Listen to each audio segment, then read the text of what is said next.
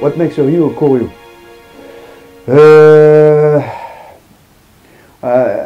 Before explain what makes a ryu a koryu, we have to understand the origin of the word. To my point of view, and according to the research I did, there is only one scroll that deals about the word like koryu and jokoryu, and this is the word written by Kamizumi Shinokami in the Kagemoku Roku and as well in the Ichini Nikoku Inka. And in the scroll he refers to three main currents. First one, of course, is the what we call Kashima Katori current, so Tenshin Choren Katori Shintoryu, Kashima Shinkageryu, and Kashima Shintoryu, respectively from Isasa Choisai, then Matsumoto Bizen no Kami, and Tsukara Bokuden. So this is what we call the current or the ryu, the current of the Katori Kashima. Then we have the Nen Ryu and then the Kage-ryu. Sometimes they had another current called the Chujo Ryu, which is connecting also to the Nen Ryu, but actually the main three current that we know that maybe stretch back at the Muromachi period. We can even say that we had some trace, some roots that it was even before, but as it is as a ryu, Muromachi, middle of Muromachi, end of Muromachi is better, it's better time. So now what makes a ryu a koryu? Ryu by definition doesn't mean school. It means a flow, current, let it flow. So it's more like a way of thinking at the moment where you live. And this way of thinking, of doing, of course, of applying a technique, of a vision of life in a certain way, depend, of course, of the context where you live. So you have, for example, Katori Shintoryu of 14th century, 15th century, 16th century, 18th century, nowadays. Inside those ryuha, like Katori Shintoryu, Nenryu, Kashima Shintoryu, etc., there is many things. Many technique, a way of looking life, a way of looking the way you use the body, a way of thinking the body. And according to the master, the headmaster, the soke, the iemoto or the shihan, he will, for example, insufflate, according what he felt, the way he practiced, another angle, another orientation. So it's not a school, it's more like a way of doing things. And this way of doing things needs to keep on going. That's the meaning of ryu. It needs to always keep on going. The flow is very important in not only a martial art, but it's important in everything. It's important even in the body when you understand how the flow of the blood should circulate. It's important for the way you breathe. So in the case of strategy, tactics, military tactics, warfare, flow is very important. You can't stop. You have to always keep on movement. And if you stop, it's just for waiting or observing. You can even moving while you observe. That's the idea of, it's called Kentai Hyori. Very important aspect of the classical martial art and as well military tactics. Same as Kyojaku Goju. This is a very important thing. Of course, the full phrase is Kyojaku Goju Arube Karazu, but first there is the aspect of Kyojaku Goju. Kyo, it's the strength, like being strong. Jaku is the weakness, or fable, something like that. Then you have Kyojaku Go. Go is the power, and Ju, the flexibility, suppleness, like in Goju Ryu, the school of karate.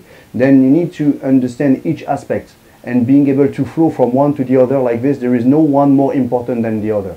Of course, you can find this in like tactics, showing, for example, your weakness in order to understand and read the strength of your opponent. We have this in any kind of ryuha.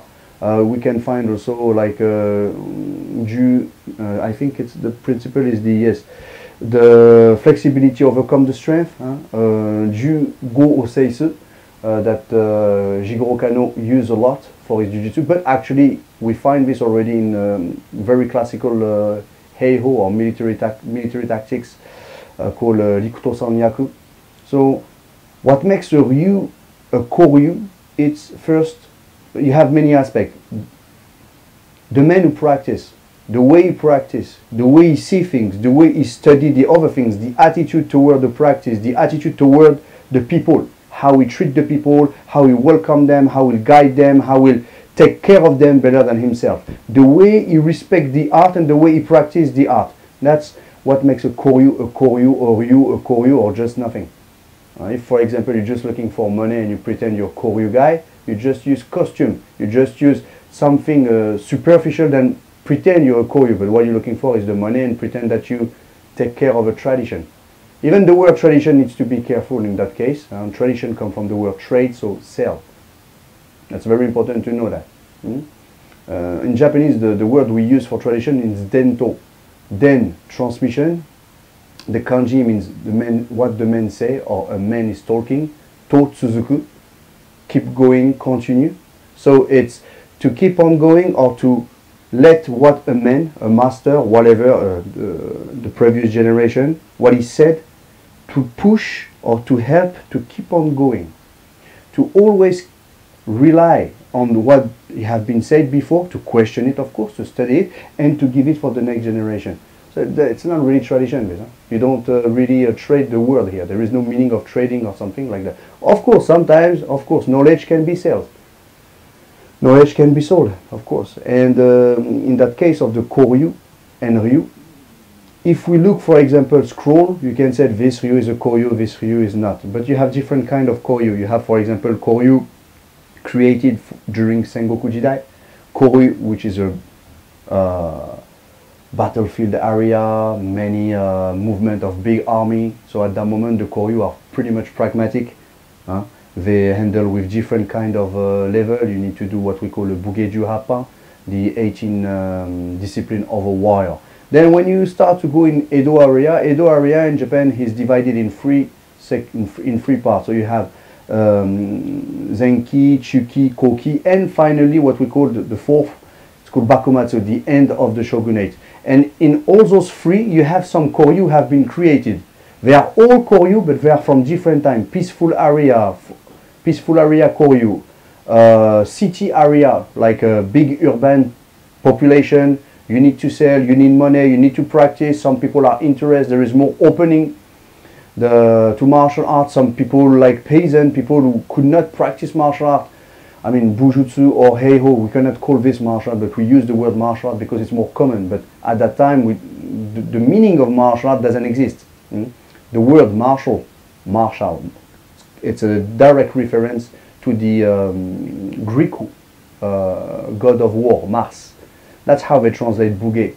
Actually, buge doesn't have any reference to any kind of god. Of course, there is a religious include in kind of martial art, but not in the world. You don't have something like Hachiman Jutsu or whatever, or Fudomyo Jutsu or Bishamonten Jutsu. Doesn't exist. Doesn't exist. So buge, bujutsu, a lot of people were interested on that.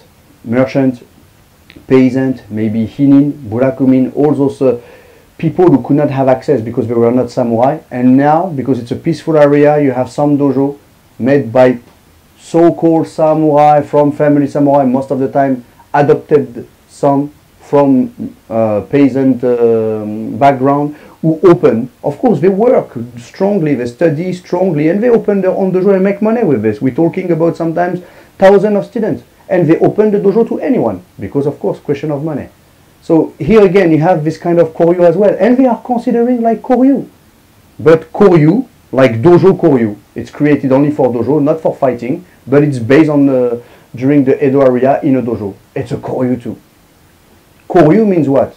People translate by old school, big mistakes. Ko-initié means people want to translate this like by old. The idea in Japanese, when you use the word initié, it's the same of keiko, it's the same ko of koryu, it's the same ko, initié. People translate this like by old, furui, because you can read it also furui, that means old. Actually, the meaning used by the people in Muromachi, etc., it's a little bit different. The idea was something original, something pure. That idea that something exists that was not touched, like classical. So I like to use the word like for example, Don Draeger, classical fighting art. because first it's classical. I like that in the word there is class. You have to have a certain class. The way you move reflect a certain class. The classical martial art, classical fighting method. That's, I think, is good like that. So when you said koryu, it's the classical way of thinking,